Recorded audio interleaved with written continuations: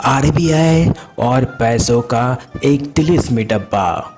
बहुत समय पहले हमारे देश में एक बड़ी संस्था थी, भारतीय रिजर्व बैंक आरबीआई। का काम था देश में पैसों का ध्यान रखना।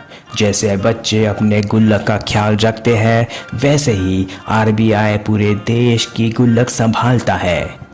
लेकिन एक दिक्कत थी, कभी देश में बहुत ज़्यादा पैसा घूमने लगता तो महंगाई बढ़ जाती, और कभी पैसों की कमी हो जाती तो लोग परेशान हो जाते।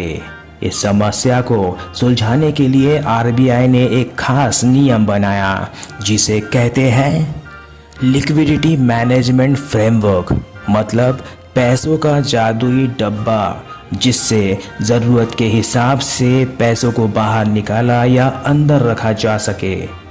पैसों को संभालने के कितने तरीके हैं। पहला, रेपो और रिवर्स रेपो। जब बैंकों को पैसे की कमी होती है तो वो आरबीआई से पैसे उधार लेते हैं, इसे कहते हैं रेपो रेट।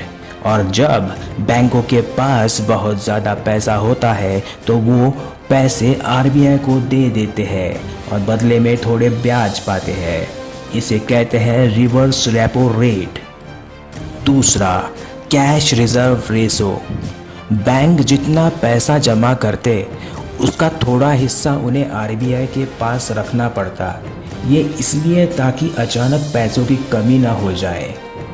तीसरा, स्टैट्यूटरी लिक्विडिटी रेशियो। बैंक को अपने पैसों का कुछ हिस्सा सोना, नकद या सरकारी बॉन्ड में रखना पड़ता है। Open market operation. कभी कभी आरबीआई सरकारी कागज, सिक्योरिटीज खरीदता है या बेचता है ताकि पैसे का संतुलन बना रहे। ये क्यों ज़रूरी था? आरबीआई को समझना पड़ा कि पैसे का खेल बहुत नाजुक है। अगर पैसों की बाढ़ आ जाए तो महंगाई बढ़ जाती है, अगर पैसों की कमी हो जाए तो लोग और दुकानदार सब परेशान हो जाते हैं। इसलिए आरबीआई ने ये सारे जादुई औजार बनाए ताकि सही समय पर पैसे का प्रवाह सही रहे। जैसे बच्चे अपने गुल्लक में सोच समझकर पैसे डालते हैं और निकालते हैं, वैसे ही आरबीआई भी पूरे देश की गुल्लक संभालता है। अगर पैसा ज़्यादा खर्च होगा तो दिक्कत होगी, और अगर बहुत बचा कर रखा तो भी दिक्कत होगी।